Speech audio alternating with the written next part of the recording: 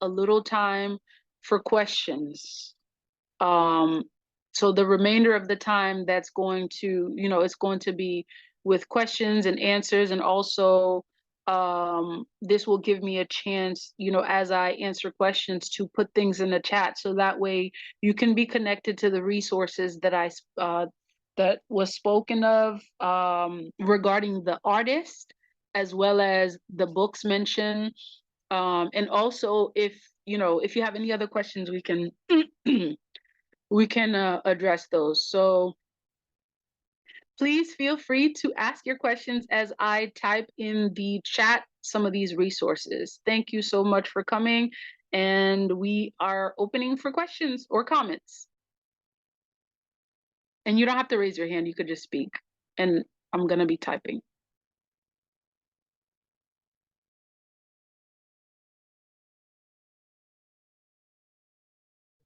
Okay, I'm going to start here. I'm still trying to process everything, and but first I want to say thank you so much for being you've been a big and significant part of my healing journey this year, and I'm truly grateful. Yeah, so a lot has clicked for me during this session alone.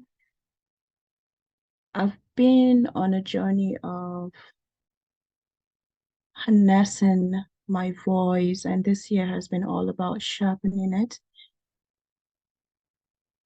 Yeah, so I'm just going to stop there for now, and I'm truly grateful to be where I'm at now. So my question is about Erzuli Dantor and Yemaya. How do they connect? Because you did mention something about that. I know you didn't go deeper into that, so I would just love a bit more light shed on that topic. Thank you.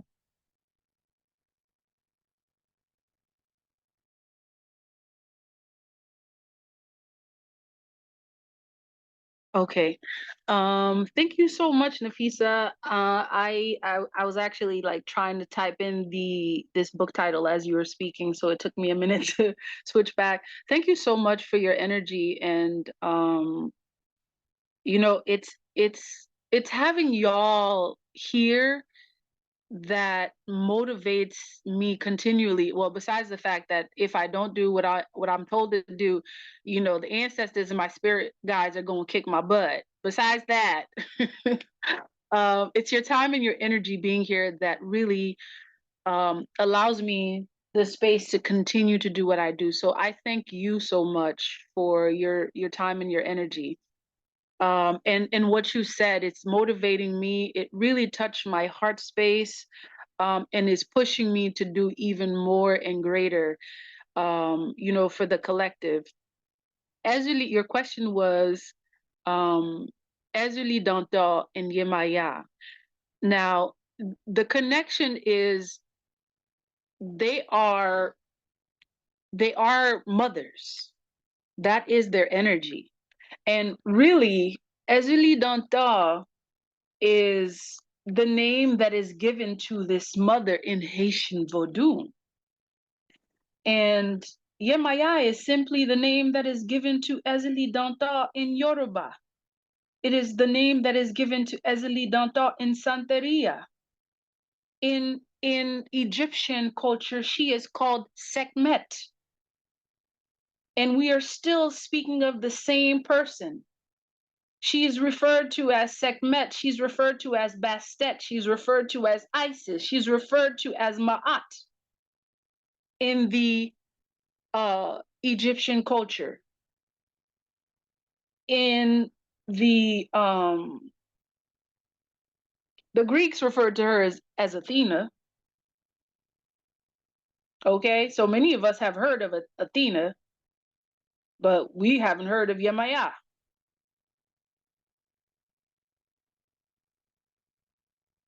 So she is the name that is given to this mother energy.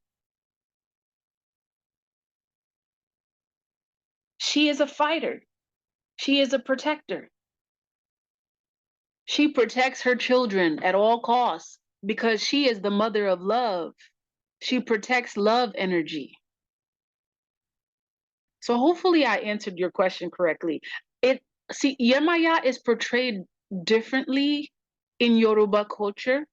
Yemaya is portrayed as the goddess of the sea.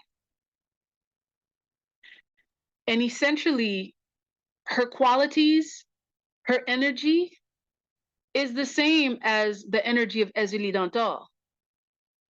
And this is why we refer to them in the same light, because they it's a mother energy. It's a mothering protective energy.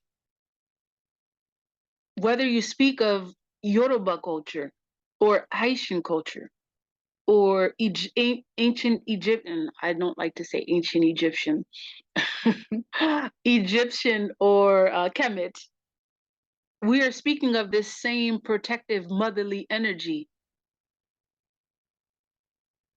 Mm. So we're speaking of the same energy, this mothering protective, protecting her children, protecting life. What does Yemaya do? Okay, when she is represented as Yemaya, she protects all life in the sea, right? Yeah. She is the mother of the sea, just like Ezuli Dantal is the mother in Haitian Vodoun, in Haitian culture. She protects her children. Her children are more in the earthly realm in Haitian Vodou, portrayed in the earthly realm. But in Yoruba culture, she is portrayed as the divine mother of the sea, the one that protects all life form in the sea. So it's that mothering energy that we give reverence to when we speak of these two deities, these goddesses. They're protecting the divine feminine energy of love, of nurturing. Hopefully that makes sense. Oh yes, it does. It feels like my head is gonna bust, which because there's just so much clicking and yeah, but it's just beautiful. Yeah, beautiful. And hold on one second. Let me just see if I can. Pardon y'all. Periodically, I have to mute my mic just because there's some nature is speaking on the outside, and trying to make sure that we continue. Um so yeah, I feel from you speaking, Nafisa, that you are connected to this energy. And you don't have to say yes or no, and this is just my picking up some on energy that you are there's some deep connection to this energy. um mm. Okay, so I'm not gonna go into depth with that. But I'm definitely picking up some energy from, like, there's a connection. There's a connection. A deep, you have a deep connection to this energy. And I almost don't want to even put your stuff out there. I'm really giving space for everyone here, so Yeah, yeah, yeah, I'll yeah, have yeah, a yeah. focus I'm session not with gonna put. you. I'm not gonna put you. That's a private conversation. If we get to have it, we'll leave it at that. Okay. Thank you Yes, so ma'am. much. Okay. But thank you so much for speaking. So, Dedrick, I think you said something. If you could reiterate what you said, Dedrick. I'm just really most taking in everything at the same time. You hit a lot of things on top of the head. Okay. I'm going through my study because well, I've been studying. Well, a couple of days ago when you did a video, I forgot what video it was, but you was talking about someone doing some studying on relationship stuff like that. Hmm. So I knew you were talking about me. I would Okay. say, but what you're saying now, I can really back up a lot of things that you said on when it deals with energy and feminine energy. If anyone just study the was I can pronounce it, Kundalini, and also can't pronounce. Spell Ouroborus. Ouroboros. Oh, Well, the type it in the Kulani, chat yeah, if you yeah. have I'm gonna to. type it in the chat. Yeah, I'm gonna type it in the chat.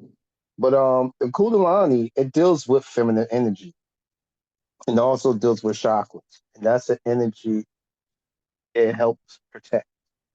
Okay. And you also have to protect it just as well. It's a feminine energy that we all have. So when you were saying them things, and I was like, it's like you was.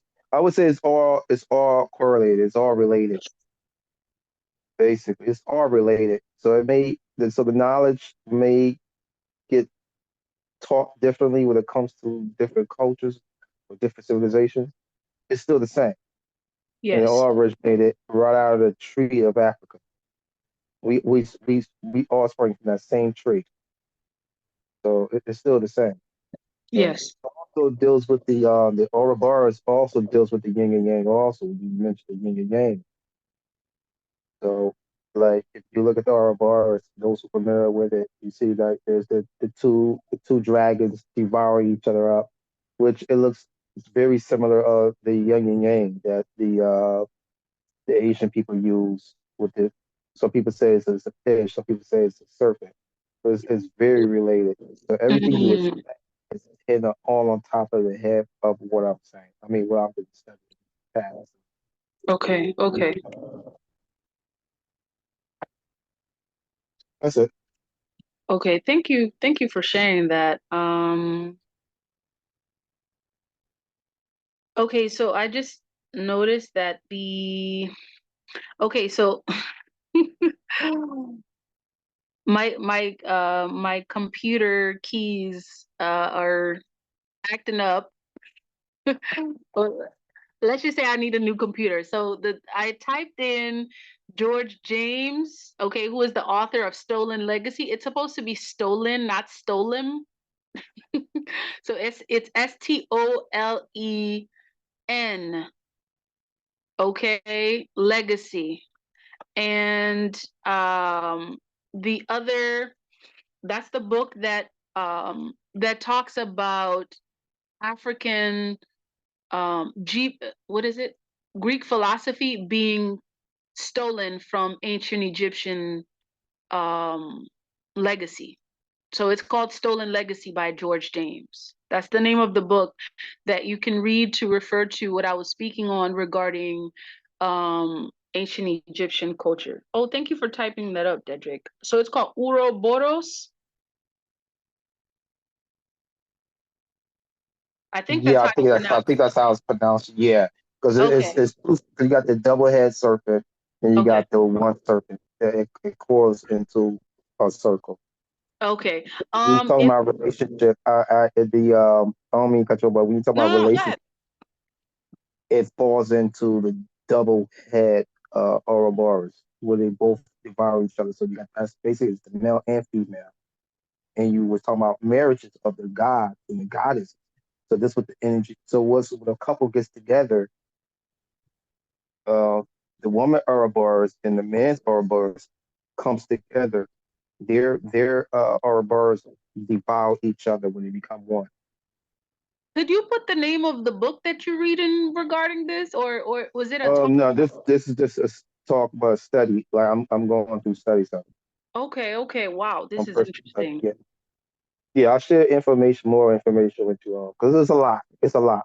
So Okay, I could take that what you said about the energy stuff. I could take or you could look into and back everything up what you're saying. Everything, even on a mathematical level and also on a scientific level, okay. back you up. So, but one thing about I say about voodoo is it's a science, and it was a science that was also helped to defeat the French Mm, when mm-hmm, they mm-hmm. 18th. So the energy is real because that's ours. There's It so belongs much to us. alchemy involved in Vodou. Hmm.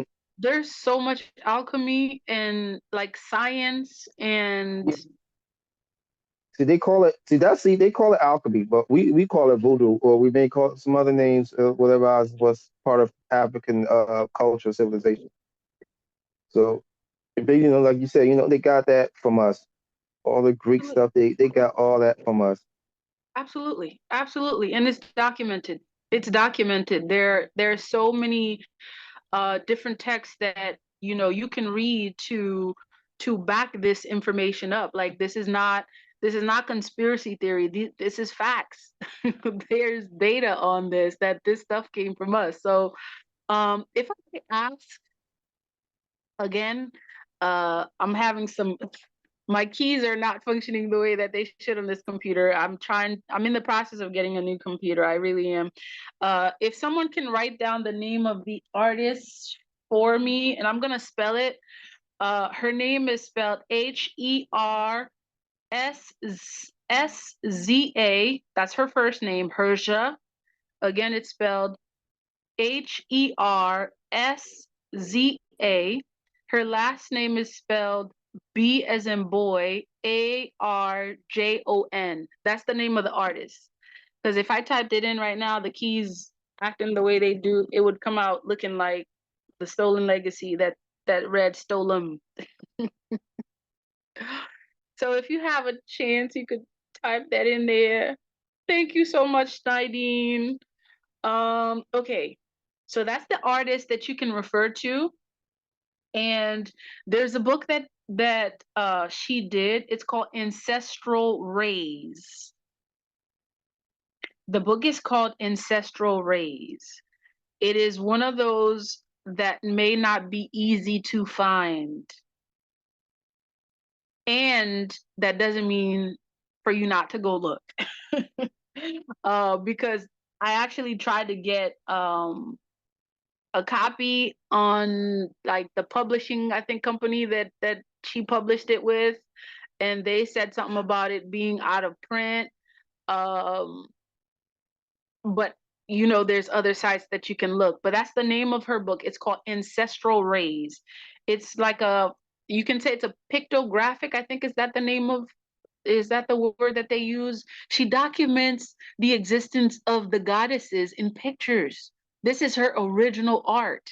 Can you imagine someone like literally being inspired by these deities to the point where she's able to put a face to them? Can you like even imagine? Can you like let that sink in and really think what that means? You have to have a deep connection in order for you to be able to do something like that. And that's what she has done. I always say that Haitian people, being African, are geniuses in so many different ways. And this book is an example of that. Like someone literally documenting images of the Lwas, the goddesses, the gods of Haytian Vodoun. Okay, so that's the name of the artist. Okay, Hersza, and it's pronounced Hersza Bajan, and the name of her book is called Ancestral Rays. I think she's actually published a couple of them. And this one is the one that is very well known, and it speaks of the gods and goddesses that was mentioned today. There are other books that you can read too. And we can get into that as we progress with the course and talk about other things, but specifically being that this is connected to the goddesses, I'm going to stick to just these resources. Also, for the sake of time, I know that we have officially gone over the time, and partly because we started much later, and I wanted to make sure that you had a chance to ask questions. So with that being said, additional questions that you have regarding what regarding the goddesses that we spoke of and how to connect with them. So you were given information on the gods and goddesses for a reason, because when we're talking about connecting to these deities, it's like speaking of yin and yang. You want to know how to connect with them, you also have to know their counterpart, because you also get to know their counterpart, because when you are trying to connect with them, you get to understand the complementary energy that goes with that deity. I know that's a lot to say. You get to know, you understand that? Okay. Oh, I'm sorry. Go ahead, Schneidi. No, you fine. No, finish what you're saying. Yeah, because you get to know when to be Ogu and you get to know when to be Ezeli Donta. If that makes Indeed. sense. Yes, it does. Mhm. It does make a lot of sense. I just wanted to say thank you because this information is so essential, especially that I'm glad you added the divine masculine counterpart. Mhm. Because even in learning about the goddesses and healing with that energy, I realized how imbalanced I was in my divine masculine and Mhm. feminine energy. And Mhm. so I'm glad you brought that up because, of course, just like we've been saying throughout this conversation, there's a need for that internal union and balance. It's Mhm. a dance, not a separation. And so often we were taught to suppress one aspect of ourselves. And so that internal battle um, happens a lot, but I'm just glad that you brought that to the table today. So thank you. Ashe, thank you so much. Thank you for your time and energy. And if Mhm. I'm not mistaken, you said something that is essential. The balance that must exist when we are Mhm. trying to heal. Yeah. And this is what I heard in what you're saying. When we're trying to heal, it is our duty to connect with both divine feminine and masculine energies, because some of us are too masculine. Some of us are feminine trying to be too masculine, and some of us are masculine trying to be too feminine. Like, it's a balance, it's a dance. Yeah. Yeah. Hmm. And then, even with us as women with the women's movement, became so masculine trying to keep up. And at the same time, men have not been taught to tap into their feminine side as well. And so, Mm. yeah, it's all a healing process, but it is something that is important for us and our children, to know that. Yes, and knowing that balance is essential in connecting with that energy. Like, Mhm. knowing when to be more water than fire, knowing when to be more fire than water, knowing when to be, earth, or you know or something else. It's that delicate balance that we are learning. It's the dance. So thank you for adding to that. Yes, you're welcome. Thank you. Yes. Um, any additional questions or comments?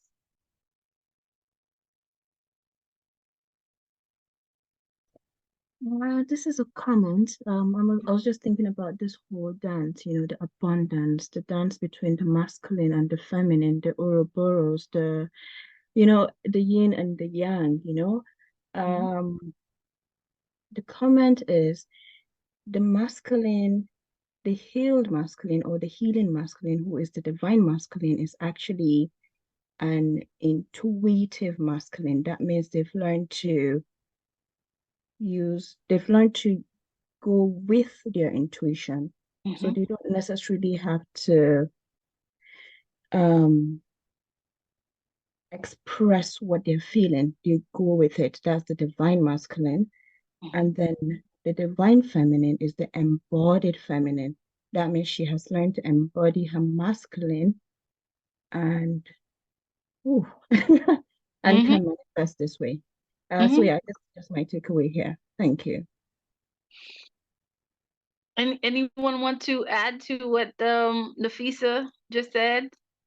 I have my thoughts, but go ahead, Schneider. It looks like you're about to say. I agree so totally because until what recently, I'm trying to not burn the food, but until recently, um, I was also told that it's the energy, not necessarily woman or man.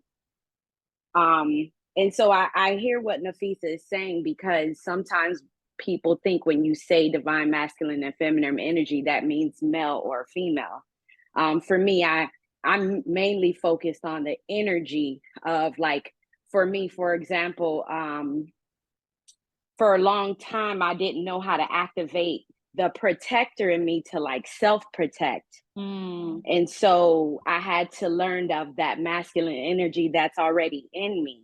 Mm-hmm. And so, yeah, I agree with what Nafisa is saying, is because it's mainly the energy, not necessarily the expression that we're used to always having with man and woman, if that makes any sense. Mm-hmm. Mm-hmm. Beautifully said. Beautifully said. Nafisa said, "It's nighttime. Hope I can sleep with all this excitement." Yeah, we definitely activated some energies, through this. Like I definitely felt, that this beautiful activation came through, and in doing that too, like it's like you're tapping into something that you're not encouraged to tap into on a daily basis. Someone said the other day, and I thought about this. They're like, it's almost like the dream state is the real state, it's reality. And when you wake up, it's like that's the dream state. And when I heard that, I was like, yeah, because they were describing like all the superpowers that they're able to do when they're in this dream, that they have all of this power and strength. And sometimes when they wake up, they're not even able to remember their dream, let alone they're like, dang, all that stuff that I know I can do, I'm waking up to this. And then they said the reality is more so reflective of your dream state, and your reality is more of an illusion than the dream state, if that makes sense. So all the things that we discussed that you can and be, you see it all when you're asleep. This is when you are most connected to your spirit guides. And yet they call that the dream state. And they call here reality. So this is in essence letting you see they don't really say fully who you are. And when I say they, it's like it's really saying, okay, we have, we are part of some kind of, we're part of this dynamic, this 3D that really doesn't give us the full picture of our divinity and who we are. So it's like the next time you really want to know who you are, go to sleep, which doesn't make any sense because it's like, wait a minute, aren't we trying to awaken here? And yet you see that your connection to divine is more, you see it more in the dream state. Now, the goal is to be that person that you see in the dream state in reality. And this is what it's called to heal, to become more of yourself. And that is basically how I'm going to end it, unless we have some additional questions. Oh, wait. Nafisa said something. In one of your readings, you called the spiritual realm the conscious. Ooh. Um, Did you want to say something further about that, Nafisa? It really explains what you're saying here about the dream state being the reality. So I had a dream about that as well, Okay. where I was shown an overlap. So imagine like a solid line being being covered with dashes, like dashed lines, right? Mm-hmm. And the dashed lines is what we would call the matrix. So I was shown that a lot of people are living, even me, of course, we're living in those dashed lines because they've covered the reality. And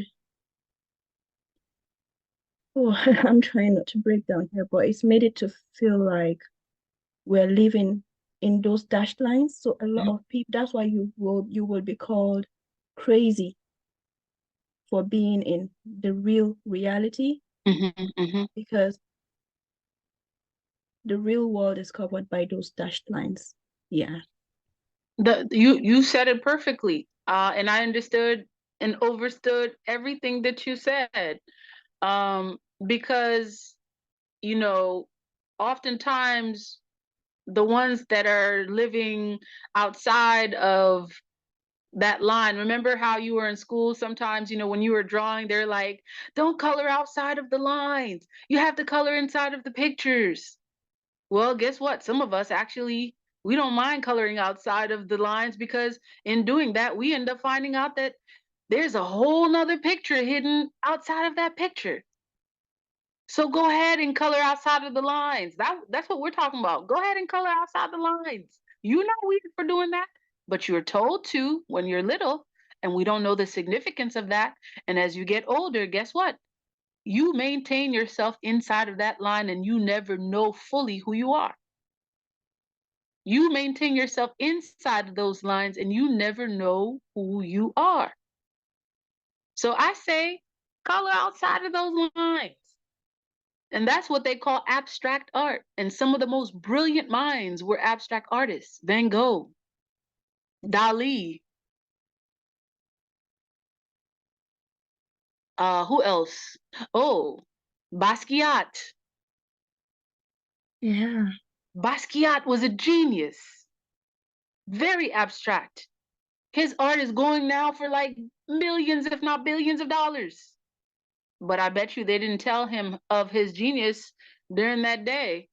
But you know, after he gone, now everything is, you know, of his is being sold. But you know, this is just to let you know, you are fully in your power when you are coloring outside of those lines, because your spirit knows exactly what it's doing. You may not be able to explain it, and your spirit guide, your spiritual team knows exactly what it is that's being done. Just trust it. Yeah. And no going back from here. Once Oh you no. see truth, you don't go back. Oh, ashe, absolutely, ashe. Yeah, because it's like you're awake, and then someone's telling you, oh, you know, put some Go blindfolds on. back to sleep. Yeah. Yeah, go back to sleep and put some blindfolds on too. You know, so yeah, so you know, the goal is to assure that you maintain, you know, your state of balance, and you know, be able to walk this path that you've been given, because it's about walking your purpose and being connected to that purpose, because you know, it's a reason for you being here.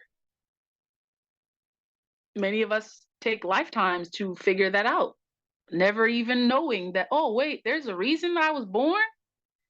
Wait, you mean it's not just to go to school and, you know, go to work and that's it? There's like more to it than that. And then when we become fully awakened to ourself, and I'm always saying the healing is a process. It's never somewhere that you fully get to. It's a process, because the more you connect to who you are, it's like you continually heal. And this is the part where you truly become aware and awakened to who you were meant to be and why you came. And that's it, guys, ladies, gentlemen, spirit beings, star seeds. um if there are any additional questions regarding any sources that we use, any of the goddesses that we spoke of, or the songs to connect with them, hopefully you felt that you are able to connect with them and you were shown ways to connect with them. Um, if you came, best believe you are them and they are you. That's all I'm going to say. You have some connection. You may not know, there's some connection. Um, so I thank you for, you know, taking heed to your spirit and letting you, you know, leading you here. Um, if there's no additional comments or questions, I'm going to end the conversation here. Um, any other questions or comments? Are we all set? Yes, thank you so much. Thank you all. And I'm going to end it with a brief song once again to give thanks to the energies that allowed the ways to be open. And really, I should have opened with this. And you know, everything happens for a reason. This is a connection to Legba. Legba is the way opener. As you have come, I pray that your road is clear and is open for you to continue to walk your path. The song that connects you to Legba is the one that does that. Legba is the way opener. And it goes, Anumashe, Papa Legba, Anumashe, Anumashe, Negvanya, Anumashe. Whoa, Papa Legba, oh, Anumashe, Papa Legba, Anumashe. Anumashe, Negvanya, Anumashe. Nou pral konen sa ka pase nan kay la, nou pral gade koman Legba komande. Anumashe, Papa Legba, Anumashe. Anumashe, Negvanya, Anumashe. Whoa, Papa Legba, oh, Anumashe, Papa Legba, Anumashe. Anumashe, Negvanya, Anumashe. Nou pral konen sa ka pase nan kay la, nou pral gade koman Legba komande. The song literally translated, this is how you connect with Legba, the one that opens your way. When you have something you have to do, you get to do, you connect with Legba to open the way for you. This is who this deity is. The song goes, let us walk, Papa Legba, let us walk. And the other parts go, we are going to see what is going to happen as we walk. As the way opens for us, we will see our roads clear. And this is what I wish for you. This is the blessings that is coming from Papa Legba to you as you continue on your journey and you proceed on your walk to your healing process. And that is where we're going to end. Much blessings to you all. And